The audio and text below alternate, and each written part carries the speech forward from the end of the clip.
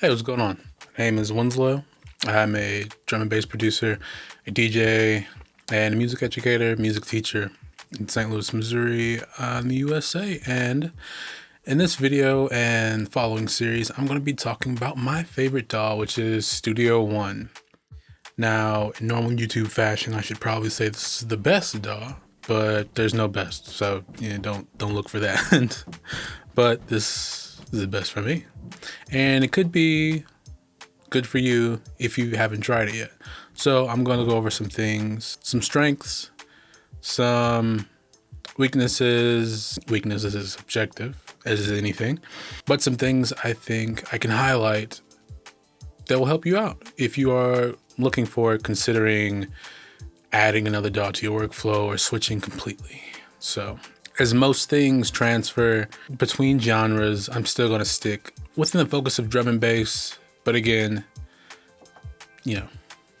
drums are drums no matter what genre is. Workflow is workflow no matter what the genre. So we'll go over some things. First off, one of the biggest things I like about Studio One is how stable it is. I don't have the most beefy PC. Most of the parts are a few years old. They were good for the time, but you know how tech goes. But it's still super efficient. Even as we look now at a full finished mix project, if we look at the little performance meter, at idle with a lot of live plugins and things, multiple tracks. What is 55 tracks? It's good. If I play it,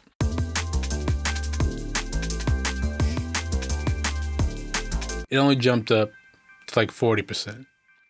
I mean, that's all relative to, my PC or whatever, but it gives you an idea of, I guess how stable and efficient. Now, stability is a thing that I think most DAWs not necessarily suffer with, but it's some things like when you get hit with it, you get hit with it. So this is Studio One version 5.2, the latest version. I don't normally update as soon as something comes out, so I just, wait a few months to finish up projects and things like one should do. But I'm happy to say that most of the versions I use are really stable, really efficient. They don't eat up CPU and RAM and things like that. So on a moderate PC like mine, works out smooth. On like my old laptop I started out producing with years ago, a little 2-core i3, 8 gigabytes of RAM, still was good. Full projects. I might have to bounce some things to audio, which we'll get to later, but it was still good. It didn't crash on me. A lot of the times if I do have crashes, it's a third-party plugin, and for all intents and purposes, you can blame them. But yeah, the thing that keeps me with it is definitely its stability. Next, a lot of the stock plugins, your EQ, compressor, reverbs, things like that, are really good. They're very efficient. Again, don't take up a ton of CPU, have a very clean sound.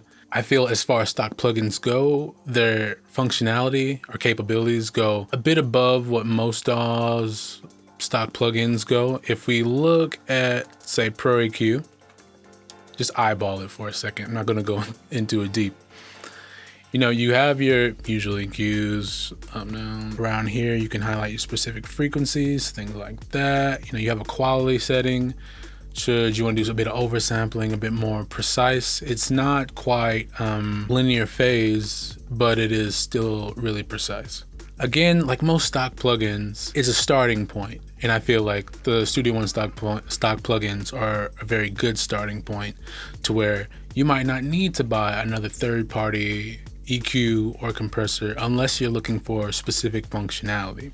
You eyeball the compressor for a bit. Looks just like any other compressor. Threshold ratio, attack release settings. You have sidechain functionality. You can literally, if you just come up here, click sidechain, you've activated. Now, any other track you have in your mixer, you can just right from there, from the plugin. DAWs, I mean, most DAWs have this functionality, but I feel like, it's very intuitive as it's right there. It's a nice workflow thing that cuts down seconds, that adds up to, minutes and hours of time spent looking for the right channel, then linking it to there. You just, click, click, boom. Specific to instruments, really good functionality. I mean, we're in drum and bass, right? We're like chopping up breaks. Here we go. We have, I almost hit the wrong one. Sample One XT, which you can chop up a break. It has functionality to auto slice things. It'll slice it, then stick it in piano roll. I'm going to make an actual specific video in the series about this because it does have some quirks to it. It has, you know, MIDI. So let's say I want to play it. Just this drum break. It's high pass, but it's all there. Favorite thing, chopping the breaks. Getting amen. That's jungle, isn't it? Yeah, you have Sample 1 XT. Then we have something like Mojito, which is your basic subtractive synthesizer. I personally don't use it too often, but it is extremely useful. Your simple synthesizer. It has as much capability as I feel like you'd expect it to have. Then we go to one that I do generally like using a lot, which is Mai Tai, which is a more capable subtractive synthesizer with a lot of things going for it. I think that's unique, especially from the point of view of a stock plugin, which again, when we're talking about a full package of a DAW, before you get to the I want something specific, I want Serum or Massive or a specific third-party plugin, you're gonna look to see what comes with it, you know, what's the bang for the buck, right? So here we go. Mai Tai is one of my favorites. Fat sound. I mean, it's like the default preset, so it's only as fat as it is, but hey, for what you get, again, it's very capable. And again, I'll go into specific instruments and things like that later. This is more of an overview. All right, let's up the functionality. We'll go to Presonus XT, which is basically its EXS24 contact-like thing that plays multi-sample instruments, things like that. And again, when we're talking about what it comes with full package-wise, it comes with a lot of great instruments.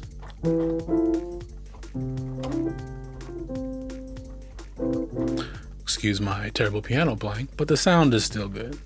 Why not some strings? All love strings. Viola's the best instrument, not because I have one somewhere behind me and I've been playing it forever.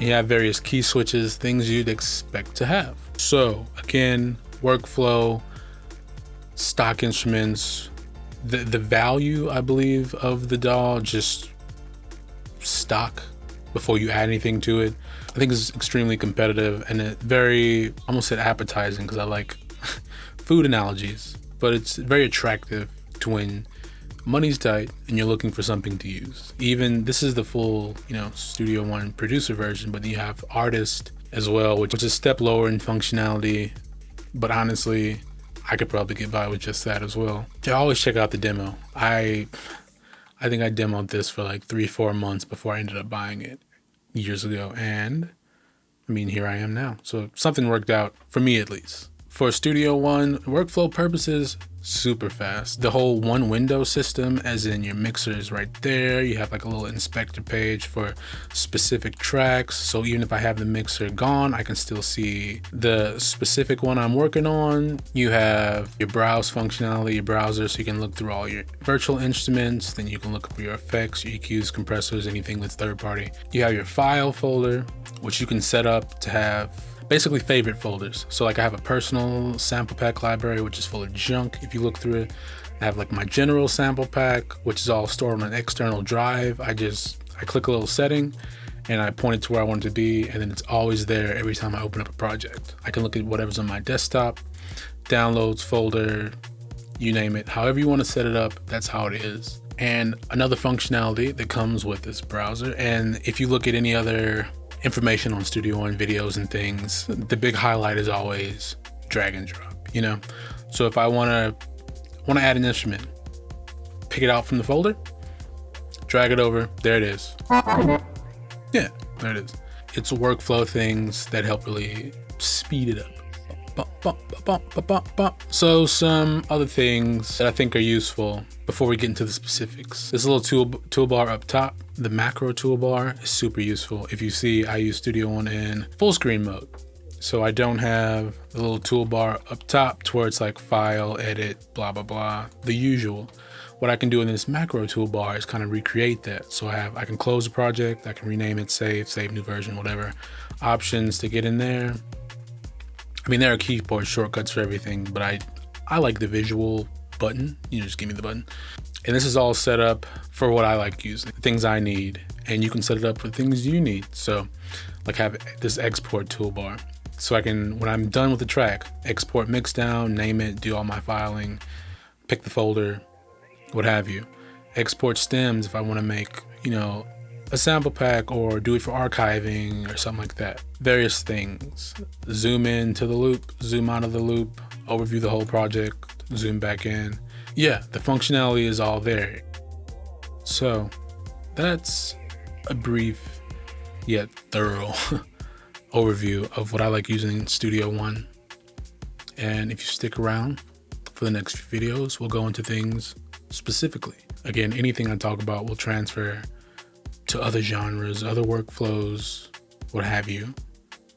But I'm talking about drum and bass. So yeah, is that it? In this next video, we're going to talk about the almighty drum breaks, chopping them up, the various different ways you can do that, some of the strengths and some of the oddities, I guess, you might find in here versus other DAWs.